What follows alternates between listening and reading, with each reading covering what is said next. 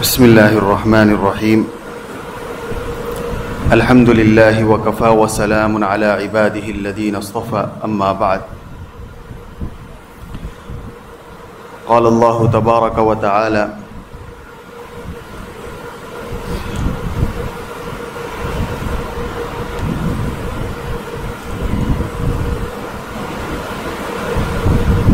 قد افلح من تزکى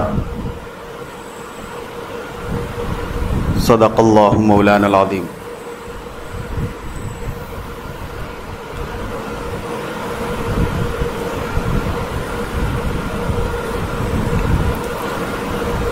عزیزان گرامی قدر، رمضان المبارک کی بابرکت مقدس ساعتوں کے اختتام کے بعد پہلا جمعہ ہم سے مقابل ہوا ہے.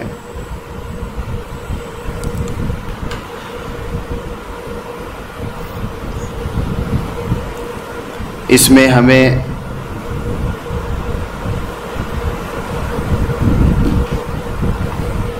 اس سبق کا استحضار کرنا ہے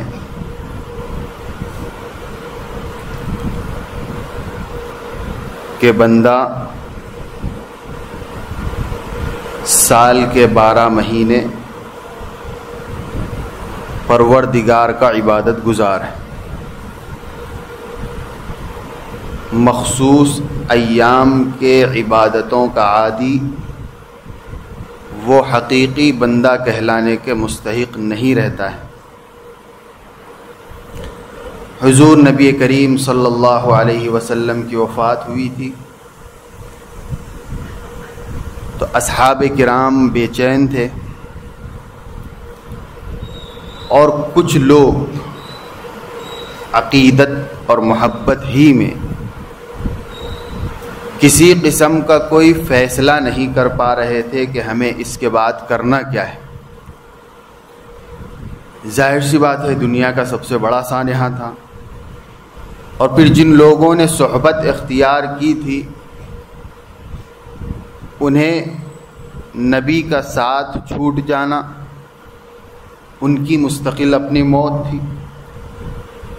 وہ زندہ رہ کر بھی اپنے آپ کو گویا مردہ محسوس کر رہے تھے. کسی کو جنگل میں خبر ملی تو انہوں نے وہیں ہاتھ اٹھائی اور آسمان کی طرف نگاہیں کی اور عرض کیا کہ اے اللہ، اب اگر دیکھنے کے لیے اس دنیا میں رسول اللہ ہی باقی نہیں تو میری ان آنکھوں کی بینائی چھین لیجیے. میں ان آنکھوں سے کوئی اور چیز دیکھنا نہیں چاہتا ہوں. یہ تو جذبات صحابہ کرام رضوان اللہ علیہم اجمعین کے اس وقت تھے. اور کچھ منافق قسم کے لوگ تھے، انہوں نے موقع کا فائدہ اٹھا کر مسلمانوں کے جذبات کے ساتھ کھلواڑ کرنے کی کوشش کی اور یہ مہم چلانے کی کوشش کی کہ جس کے لیے ہم سب کچھ کر رہے تھے، جان بھی دے رہے تھے، مال بھی دے رہے تھے، اپنے کو بھی دے رہے تھے، اپنوں کو بھی دے رہے تھے، وہی جب اس دنیا میں نہیں رہے ہیں، پردہ فرما چکے ہیں، تو اب ہمیں ان سب قربانیوں کے دینے کی کوئی ضرورت نہیں. اس مضمون کی ذہن سازی کرنے والے منافقوں کا ایک ٹولہ بھی تھا. ایسے حالات میں سیدنا ابو بکر صدیق رضی اللہ عنہ جو کسی کام سے باہر گئے ہوئے تھے واپس پہنچے تو ان کو بھی اطلاع ملی اس المناک حادثے کی. تو آپ نے انا للہ پڑھا، حجرے عائشہ صدیقہ رضی اللہ عنہ میں داخل ہوئے. آپ علیہ الصلاۃ والسلام کے پیشانی مبارک پر بوسہ دیا اور قرآن مجید کی آیت پڑھی، انک میتون و انکم لمیتون، آپ اگر پردہ فرما چکے ہیں تو آپ سے پہلے جتنے انبیاء و رسول آئے تھے سب پردہ فرما چکے ہیں. یعنی ایک تکوینی نظام ہے. آپ آئے تھے ایک مقصد کے لیے، وہ مقصد آپ نے پورا کر دیا، اس لیے آپ کا واپس جانا ضروری تھا، آپ چلے گئے. کائنات کا ہر فرد آیا ہے ایک مقصد کے لیے، وہ اپنا مقصد پورا کرے یا نہ کرے، بہرحال وقت مقررہ پر اس کو جانا ہے. اس لیے میں تو اس سے مطمئن ہوں. اور پھر آپ صلی اللہ علیہ وسلم کے چہرے پر چادر اڑائی، باہر نکل کر منتشر اصحاب کو جمع کیا اور خطبہ دیا تھا. اس میں جو ارشاد فرمایا تھا سیدنا ابو بکر صدیق رضی اللہ تعالی عنہ نے، تاریخی جملہ، وہ جملہ آج ہمیں دہرانے کی ضرورت ہے. ارشاد فرمایا تھا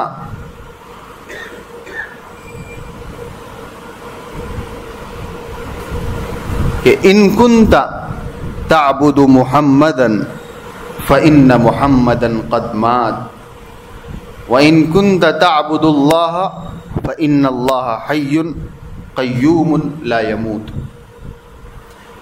پہلے تو قرآن کی آیتیں پڑھی، وما محمد الا رسول قد خلت من قبله الرسل افإن مات او قتل انقلبتم على اعقابكم.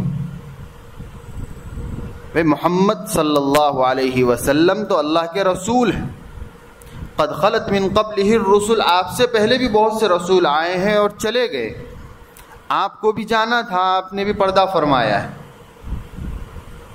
تو کیا نبی کے گزر جانے کے بعد تم لوگ انقلبتم علی اعقابکم، روگردانی کرو گے،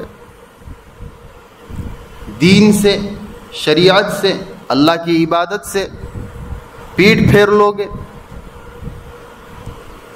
پھر اس کے بعد فرمایا تھا کہ اگر سن لو اچھی طریقے سے، اگر تم محمد الرسول اللہ کی عبادت کرتے تھے تو تمہارا معبود اس دنیا سے رخصت ہو چکا ہے،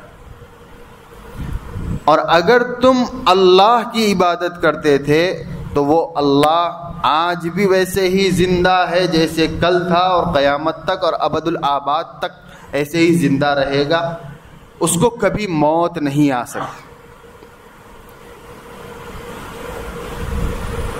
جب سیدنا صدیق اکبر رضی اللہ عنہ کا خطبہ سنا تو صحابہ کی جان میں جان آئی،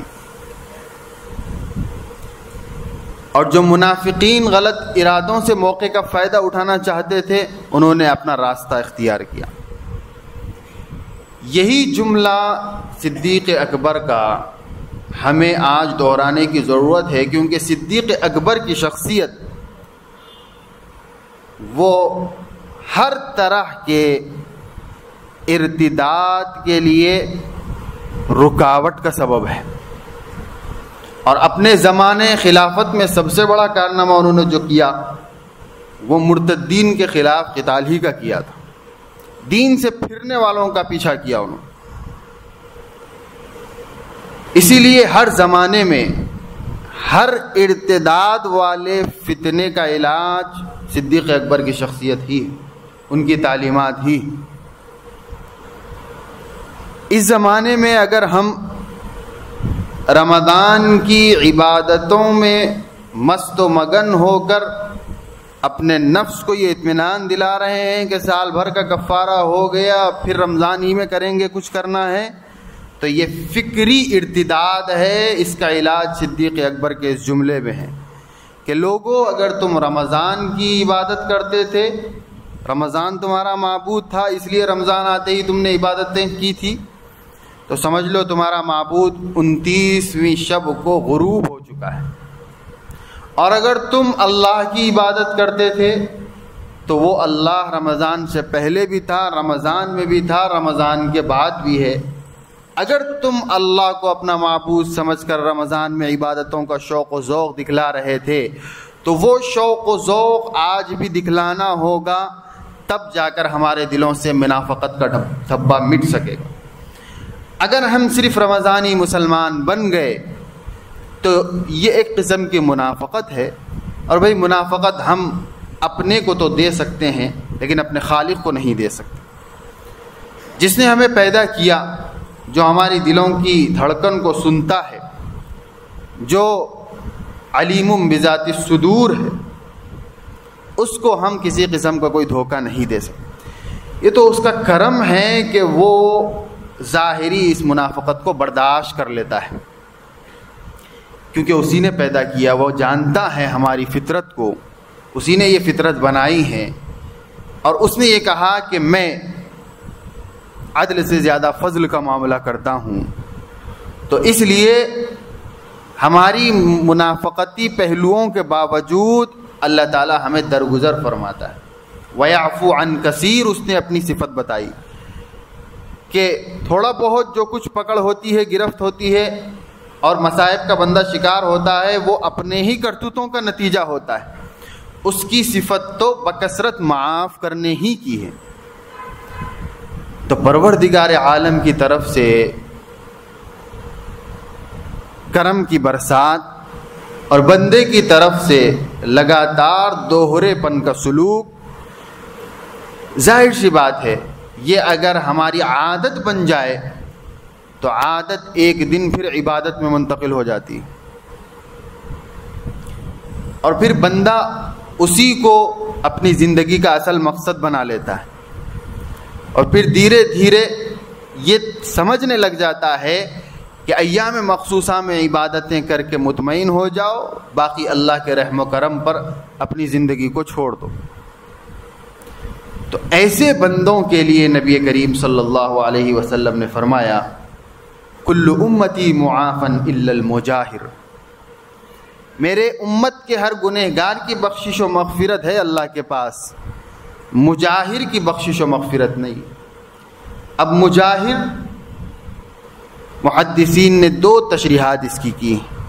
نمبر ایک، علی الاعلان، گناہ کرنے والا، گناہ کو ظاہر کر کے کرنے والا، یا گناہ کر کر اترانے والا، یا گناہ کر کے اس کا تذکرہ لوگوں میں کرتے پھرنے والا کہ میں نے یہ گناہ کیا ہے. ایک مطلب یہ بیان کیا، اور ایک مطلب یہ بیان کیا کہ مسلسل بکثرت بغیر انقطاع کے اپنی عادت کے طور پر گناہ کرنے والا. تو احکام شرع کی خلاف ورزی اور اس کی عدم پابندی بڑا گناہ ہے. اب ایک آدمی رمضان میں تو احکام شرع کا بڑا پاس و لحاظ رکھ رہا تھا، پانچوں وقت اذان ہوتے ہی مسجد میں حاضر رہ رہا تھا، رمضان کے بعد وہ پابندی نہیں دکھا رہا ہے اور یہ مسلسل ہو رہا ہے، تو یہ بھی مجاہر کی لسٹ میں شامل ہوگا. اور نبی فرما رہے ہیں کل امتی معافن الا المجاہر، مجاہر کے علاوہ ہر گنہگار کے گناہ کی بخشش ہے. پابندی کے ساتھ گناہ کرنے والے کو اللہ معاف نہیں کرتا، کیونکہ پابندی کے ساتھ گناہ کر کے عملاً یہ مظاہرہ کر رہا ہے کہ میں اپنی زندگی ایسے ہی گزاروں گا چاہے اللہ اور اس کے رسول کی طرف سے مجھے کتنے ہی پابندیوں کا مکلف بنایا جائے. تو ظاہر سی بات ہے یہ ایک قسم کا چیلنج ہے اللہ اور اس کے حضور کی بارگاہ میں، یہ ایک قسم کا تکبر ہے، اور اللہ تعالیٰ کسی قسم کے تکبر کو معاف نہیں کرتا. اس لیے میرے بھائیوں، رمضان المبارک کے بعد کا جمعہ استحضار کا جمعہ ہے، اپنی زندگیوں کو رمضان والی زندگی پر باقی رکھنے کا جمعہ ہے. پہلے ہی ہفتے میں ہم اگر رمضانی کیفیت کو چھوڑ دیں تو پھر اللہ تعالیٰ اس کو زندگی بھر باقی رکھنے کی توفیق بھی نہیں دے گا، کیونکہ اللہ تعالیٰ تو بندوں کے مجاہدے کو دیکھتا ہے. والذین جاہدوا فینا لنہدینہم سبلنا، جو مسلسل مجاہدہ کرتا ہے راہیں اس کے لیے کھلتی. پہلے ہی ہفتے میں ہم نے مجاہدہ چھوڑ دیا تو ظاہر سی بات ہے سال بھر کے لیے ہماری زندگی بہتر باقی رکھنے کی توفیق کے دروازے ہم نے خود بند کر لی. اللہ کا قانون فطرت یہ ہے، فطرت اللہ یہی ہے، اور اللہ تعالیٰ کا قانون یہی ہے کہ بندہ تھوڑا سا حرکت کرتا ہے تو اللہ تعالیٰ اس میں برکت نازل فرماتے ہیں. ادھر بندے نے عید کا چاند دیکھتے ہی ساری حرکتوں کو سکون میں تبدیل کر دیا اور کسی قسم کی کوئی حرکت اب باقی نہیں ہے، تو پھر اللہ کی طرف سے نزول رحمت کا سلسلہ بھی ختم ہو جاتا. تو کم از کم ابتدائی دنوں میں رمضان کے گزرنے کے بعد ہمیں یہ دکھانا ہے کہ پروردگار رمضان میں ہم نے کوئی منافقت آپ کے سامنے نہیں کی تھی. ہم محتاجگی کے ساتھ آپ کے پاس آئے تھے اور اسی ارادے کے ساتھ آئے تھے کہ رمضان کے بعد کی زندگی بھی ایسے ہی گزاریں گے. اس اظہار کے لیے ہمیں رمضان کے بعد شوال میں کم از کم وہی اہتمام جاری رکھنا ہے جو ہم نے رمضان میں جاری رکھا. اور ایک مہینے میں ہمیں تھوڑی تکلیف ہوگی اس شیڈیول کو جاری رکھنے میں، لیکن جب اللہ دیکھے گا کہ بندہ کچھ چاہتا ہے تو پھر اللہ تعالی ہمارے حالات ایسے بنا دے گا کہ سال کے 12 مہینے ہم ویسے ہی گزار لیں. اللہ چاہتا ہے کہ بندے کی طرف سے کچھ ہو مجاہدہ، تب جا کر ہم آسانیاں مقدر کریں گے. پہلے ہی دن سے آسانی ہو تو کریں گے، نہیں تو نہیں کریں گے. تو چونکہ اللہ بے نیاز ہے، اس سے بڑا بے نیاز کوئی نہیں. انا اغنی الشرکاء عن الشرک اللہ نے فرمایا. اور بے نیازوں سے اللہ تعالیٰ کو بڑی کلفت ہے، بڑی چڑ ہے. اللہ بڑا ناراض ہوتا ہے بندے میں جب بے نیازی دیکھتا ہے. تو جب اللہ دیکھتا ہے کہ رمضان گزرنے کے بعد بے نیازی کے مظاہرے ہو رہے ہیں تو وہ اعلان کرتا ہے انا اغنی الشرکاء عن الشرک، میں سب بے نیازوں سے بڑھ کر بڑا بے نیاز ہوں. مجھے کوئی ضرورت نہیں ہے کسی کی عبادتوں کی، مجھے کوئی ضرورت نہیں ہے کسی کے سجدوں کی، مجھے کوئی ضرورت نہیں ہے کسی کے اعمال صالحہ کی، کسی کے کسی قسم کی اچھائیوں کی. میں تو بندے کی بھلائی کے لیے یہ سسٹم بنایا ہوں. اگر اس کو ضرورت ہو تو وہ آئے، ضرورت نہ ہو تو مجھے کوئی ضرورت نہیں.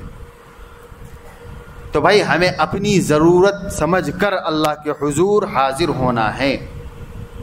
اور تھوڑا سا ہم اگر اپنے بڑوں کو دیکھیں گے، پڑھیں گے، سمجھیں گے تو پتہ چلے گا کہ دین کیسے زندگیوں میں قائم ہوتا ہے.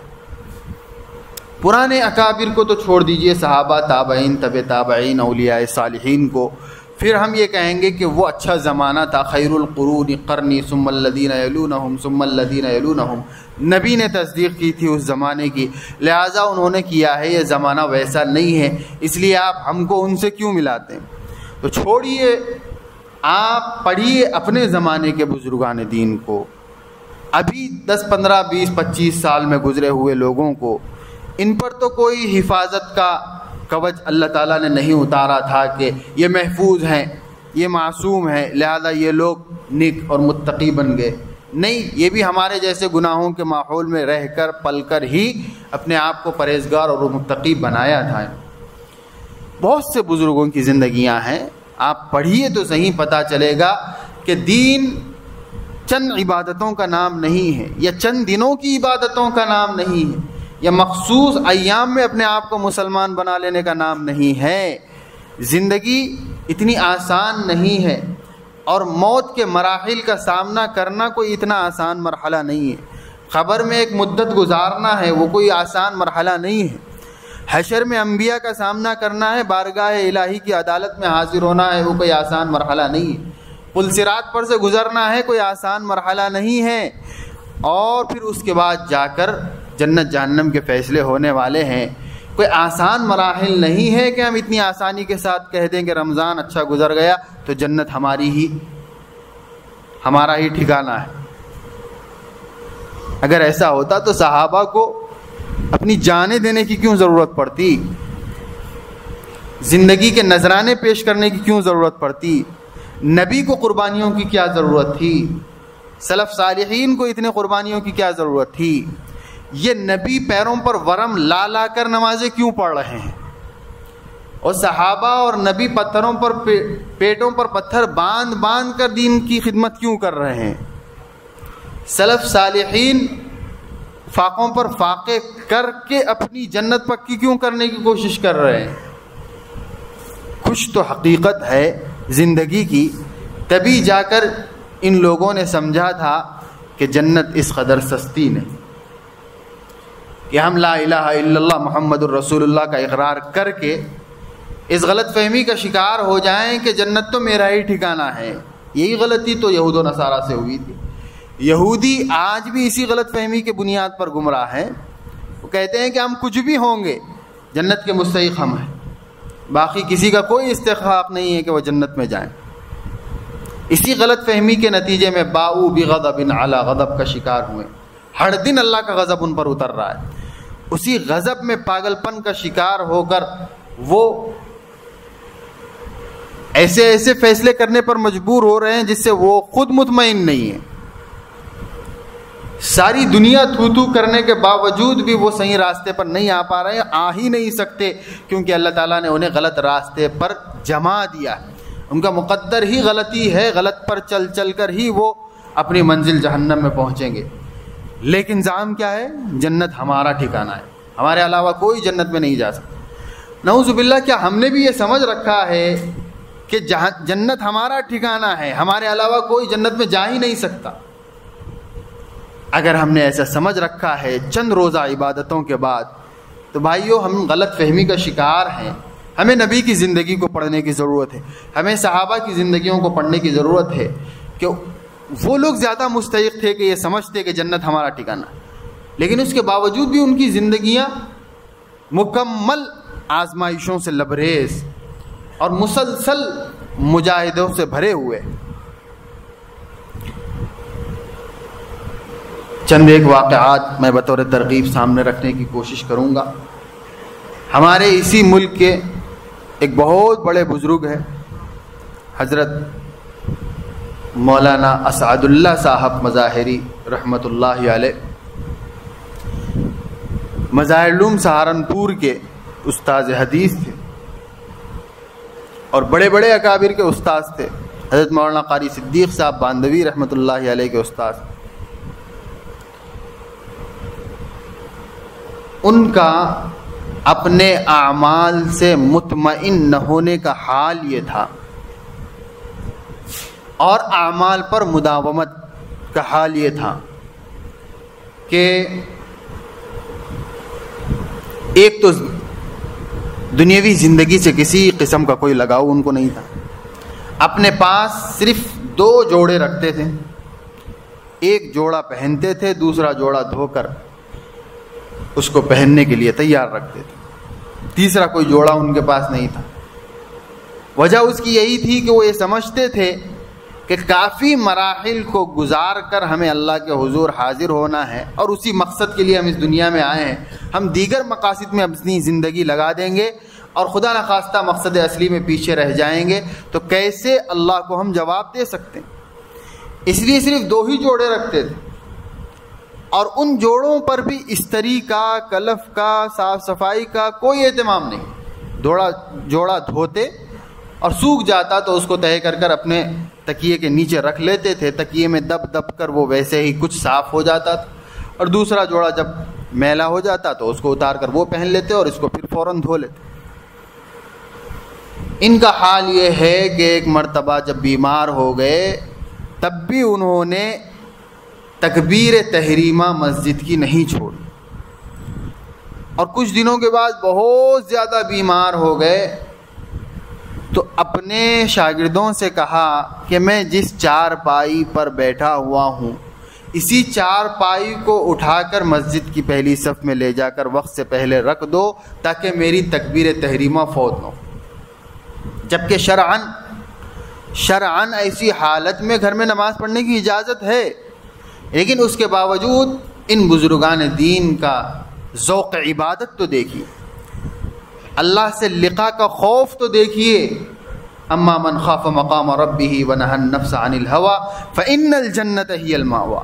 اللہ نے تو قرآن میں وعدہ کیا ہے جو اللہ کے حضور محشر میں کھڑے ہونے کا خوف رکھتا ہے تو وہ اپنے آپ کو نفسانی خواہشات سے بچاتا ہے، ایسے ہی لوگوں کا جنت حقیقت میں ٹھکانہ ہے۔ اللہ تو جنت کا ٹھکانے کے مستحق ایسے لوگوں کو بتا رہے ہیں، من خاف مقام ربی، جو حشر میں اللہ کے حضور کھڑے ہونے کا خوف رکھ کر اپنی دنیاوی زندگی کو کلفتوں میں گزارتے ہیں، اور ہر آن ان کو یہ فکر رہتی ہے کہ کہیں پروردگار عالم ناراض تو نہ ہو جائے، کہیں عبادتوں میں کوتاہی تو نہ ہو جائے، کہیں فرائض میں کوئی کمی تو نہ آ جائے، کہیں یہ پکڑ تو نہ ہو جائے کہ تم چارپائی پر صحیح مسجد میں پہنچ سکتے تھے، اس کا اہتمام کیوں نہیں کیا۔ اس لیے انہوں نے کہا کہ چارپائی پر پہنچاؤ۔ شاگردوں نے پہنچایا، تو جب پہنچایا اور یہ اطمینان ہو گیا کہ آج کی تکبیر تحریمہ بھی نہیں چھوٹے گی، تو فوراً شکرانے میں ان کی زبان سے نکلا الحمدللہ، اللہ کا شکر ہے۔ مجھے خوف ہو رہا تھا کہ کہیں تکبیر تحریمہ نہ چھوٹ جائے، کیونکہ آج تقریباً 30-35 برس ہو چکے ہیں میری تکبیر تحریمہ الحمدللہ نہیں چھوٹی۔ تو دیکھیے ایک آدمی صرف تکبیر تحریمہ کا اہتمام 30-35 برس سے کر رہا ہے، تو ظاہر سی بات ہے زندگی میں اور عبادتوں کا اہتمام کتنا تھا ہوگا۔ یہ اہتمام کیوں پیدا ہوا؟ رسول کی پوری زندگی سامنے تھی۔ یہ اہتمام کیوں پیدا ہوا؟ صحابہ کی پوری زندگی سامنے تھی۔ یہ اہتمام کیوں پیدا ہوا؟ تابعین، تبع تابعین، اولیاء صالحین کی پوری زندگی سامنے تھی کہ یہ وہ لوگ جنہیں جنت کی بشارتیں مل رہی ہیں قرآن میں، وہ مجاہدوں پر مجاہدے کر رہے ہیں، تو ہم اور آپ کس فہرست میں شامل ہے جناب؟ ہمیں تو اور مجاہدے کرنے چاہیے۔ ان کی زندگیوں کو پڑھ پڑھ کر یہ جذبات پیدا ہوئے تھے کہ جنت اس قدر سستی نہیں، اللہ کو منوانے کے لیے خوب محنتیں کرنا پڑے گا، اور پتہ نہیں خاتمہ کیسا ہو۔ خاتمہ بالخیر کے لیے آخری سانس تک محنت کرنا ہے، آخری سانس تک مسلمان بنے رہنا ہے، آخری سانس تک عبادتوں سے اپنے آپ کو جوڑے رکھنا ہے، آخری سانس تک اس پیشانی کو اللہ کے حضور جھکنے کا قابل بنائے رکھنا ہے۔ وہ بے نیاز ذات کب بے نیازی کا مظاہرہ کر دے، کس کے ساتھ کر دے، کسے دیکھ کر اس کے بے نیازی کے جلوے وہ عروج پر آ جائے۔ پتہ نہیں ہمیں دیکھ کر کہ رمضان میں تو خوب نیاز مندی دکھا رہا تھا، رمضان ہونے کے بعد مجھ بے نیاز کے آگے بے نیاز بن رہا ہے۔ تو اگر اس کی صفت جباریت قہر میں آ جائے تو پتہ نہیں اس کی بے نیازی کا مظہر خدا نخواستہ ہم نہ بن جائے۔ اس فکر میں اولیاء صالحین زندگی گزارتے تھے۔ ہمیں اسی وصف کو اپنے اندر پیدا کرنے کی، اسی کا نام تو تزکیہ ہے جناب، اسی کو تقویٰ کہتے ہیں، اور اللہ فرما رہے رمضان دیا تھا ہم نے اسی تقویٰ کے معیار کو عطا کرنے۔ وہی چاند رات سے اگر ہمیں گول ہو گیا ہے تو سمجھیے کہ خدا نخواستہ کہیں ہم اللہ تعالیٰ کی صفت غضب کا مظہر تو نہیں بنتے چلے جا رہے، اور اللہ تعالیٰ کی صفت ناراضگی کا مظہر تو نہیں بنتے چلے جا رہے ہیں۔ اور اگر ایسا ہوگا تو پھر ہمیں ڈرنے کی ضرورت ہے کہ اللہ بڑا بے نیاز، اللہ بڑا بے نیاز، اس کی بے نیازی کا ہم کبھی بھی مظہر بن سکتے ہیں۔ کسی بھی موقع پر وہ اپنی بے نیازی ہمارے اوپر دکھا سکتا ہے۔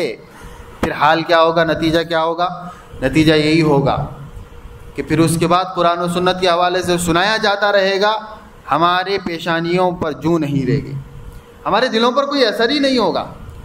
اگر خدا نخواستہ رمضان میں قرآن کی آیتوں کا، نبی کی روایتوں کا جو اثر ہو رہا تھا اب وہ نہیں ہو رہا ہے، تو سمجھیے کہ وہ اپنی بے نیازی کا ظہور کرنا شروع کر دیا ہے۔ اور یہ تسلسل ہم خدا نخواستہ باقی رکھیں گے تو ایک دن قساوت قلبی کا یہ حال ہو جائے گا کہ پھر ہمیں کوئی پرواہ نہیں ہوگی، پھر وہ ہم وہی پرانی منمانی زندگی گزارنے پر مجبور۔